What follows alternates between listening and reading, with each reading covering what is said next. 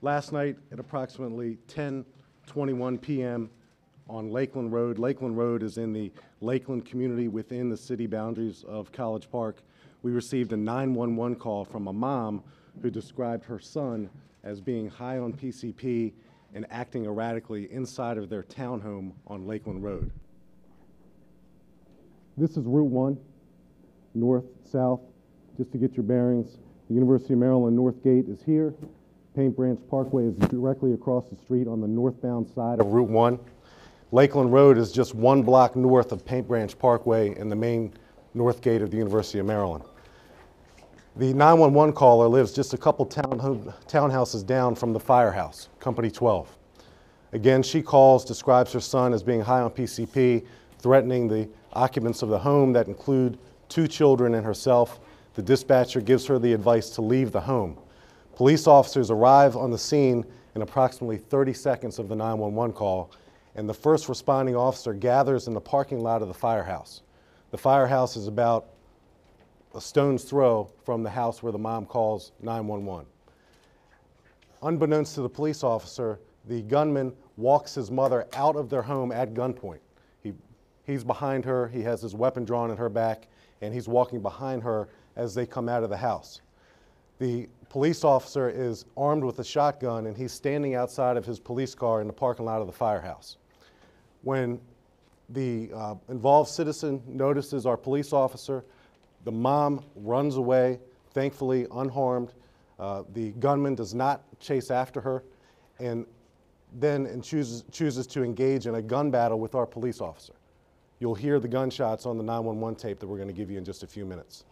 None of the shots take effect on our police officer. Thankfully, our police officer, we believe, did strike the gunman with the shotgun. However, that did not incapacitate the gunman. The gunman then ran out on the Route 1 to what's circled in red as scene number 2. This is the median strip of Route 1, right near the main gate and right near Paint Branch Parkway. At this location, the involved officer is joined by 2 other police officers. So now we have 3 police officers at this second location who are trying to apprehend our gunman. One of the officers deploys his taser. The taser takes no effect whatsoever. That is common with folks who are on PCP, not to have the taser take effect. The gunman is able to elude the apprehension efforts of our 3 police officers at this scene. He sprints up Route 1 northbound to what's circled as location number 3. At location number 3, our gunman reaches into his cargo pocket, produces an object that the police officers, additional responding police officers, perceive is still the same firearm that he used over here at location number 1.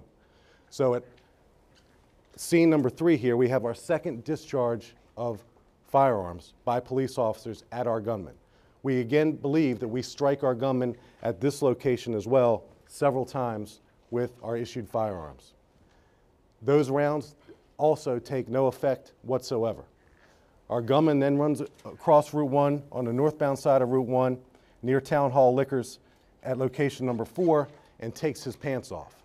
It's common for folks under the influence of PCP to disrobe. He in fact disrobes and takes his pants off at location number 4.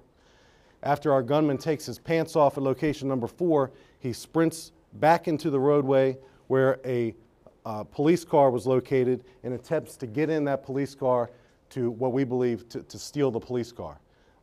Officers struggle with our gunman at location number 5. They again deploy the taser, no effect whatsoever. They again deploy their batons, no effect whatsoever. They were able to get the gunman out of that car. The keys weren't in the ignition of that car. Our gunman then runs back to what's circled as location number 6. This is a marked police car behind the one he had just tried to steal.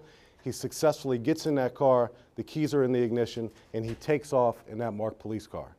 He takes off in reverse, finally is able to put it in the drive, goes across the lanes of Route 1 on the northbound side, and crashes into a brick wall that's about 2.5, 3 feet high in front of the McDonald's on the northbound side of Route 1. That's where approximately 8 to 10 police officers were able to finally get this person under control and apprehend him. We're very grateful that, number 1, the mother was not harmed, She remained calm, cool, and collective on the 911 call that you'll get a chance to hear. She was instrumental in calling 911 immediately, interacting with the dispatcher, listening to our recommendations, and we're equally as grateful that no police officers or other citizens were injured as well. This is a very elaborate scene. That's why we took a few moments just to reduce it to a drawing, because it tends to get rather complicated, and I'll certainly entertain any questions. A gunman is now at a local hospital where he's being treated for his gunshot wounds. He has several gunshot wounds. He was shot several times. His status is obviously very serious, but he's still alive. He has not yet seen a district court commissioner. When he sees a district court commissioner, he'll face initial charges of attempt first-degree murder of a police officer, several first-degree, second-degree, resisting arrest charges as well. Those additional charges will eventually be screened with the state's attorney's office. Our Special Investigation Response Team under our Internal Affairs Division is investigating this incident as we do all police-involved shootings. It'll receive a thorough investigation that will make its way to our Inspector General and our Chief of Police for final review. Are there any particular questions about this elaborate crime scene? Yes, ma'am. What time did you first get the call from the mother?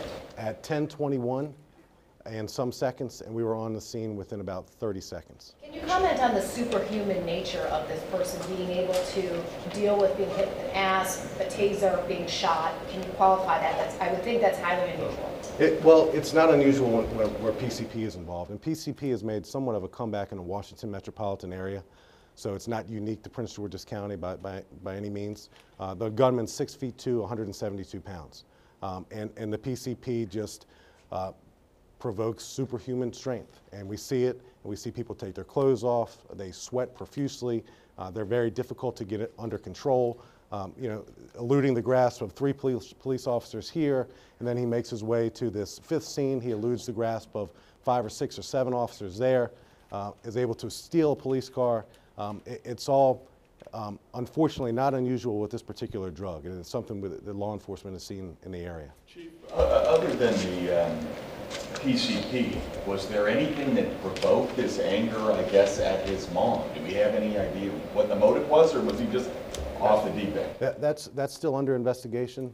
You'll hear the mom describe his behavior on the 911 call. This gunman is known to law enforcement. I think he has a minor criminal history, but he is certainly known to law enforcement. The mom acted courageously, in our opinion, by calling 911. She was very calm. She listened to our directions, and the best thing she did was walk out of that house, because that was the effort that got him out of the house where children were still located. And he unfortunately followed her at gunpoint, but the mom played a key role in this. You said about position 3, an object that appeared to be the gun, or that the police believed to be the gun. It was not. It was not a gun. Our gunman actually dropped his firearm in between scene 2 and scene 3, unbeknownst to the police officer at the time. So when our gunman reached into his what's described as cargo pants that he was wearing and produced an unknown object, that's the perception the officers had was that our gunman was still armed, and that's where that second shooting took place. John, go ahead. Did the gunman shoot in position number 2?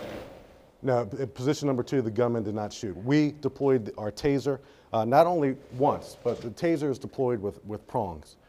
He ripped the prongs right out of his body. So then we deployed the taser in a touch fashion.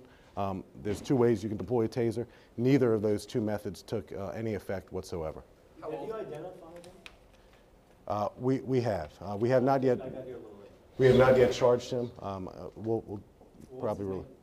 Last name is McCoy. First name Andre. Andre McCoy. Andre McCoy. 21.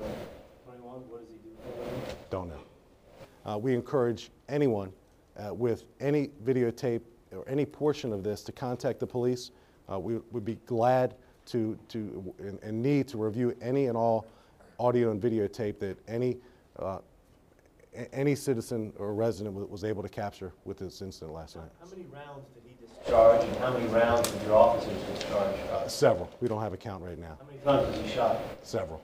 What was the weapon that was recovered between location 2 and 3? The weapon you believe he had? A handgun, a .40 caliber handgun. Is there anything in training or practice about leaving keys in the ignition after like a a car chase that turns into a foot chase. That's certainly a training aspect that we'll address. I think you can probably drive by any traffic stop in the United States of America, and chances are there's keys in the ignition. But we'll certainly look at that, and if we decide to adopt a best practice with that, then we certainly will. How many Is there police currently a best officers, practice in the how many department? police officers were at the scene total? And from the time from 10:21 to all of this, I mean, can you give us a sense of, is this 5 minutes, is this 10 minutes? Give us a sense of how long, sort of maybe when he walks out with mom. Probably from scene 1 to the apprehension at scene 7 is about 5 minutes, but it's a long 5 minutes and it's an involved 5 minutes. And there's probably a dozen uniformed Prince George's County police officers at this incident. Is there currently a policy on keys in the ignition once an officer exits his cruiser? No, but it's something we're going to review. I imagine this is still obviously under investigation, but is there any indication at this point that your officers acted in any way that was inappropriate? Our only indication right now is that all of our officers acted courageously and bravely. They were confronted by a crazed gunman who chose to be under the influence of PCP and shot at a Prince George's County police officer. We've had 4 Prince George's County police officers shot and/or shot at in the last 18 months. This is our 4th police shooting of 2012. It's a dangerous profession. There are inherent dangers in this job, and brave men and women do it every day. And each and every one of these officers, in addition to the mom who had the bravery to call 911 and calmly interact with our dispatcher, are to be commended for their efforts.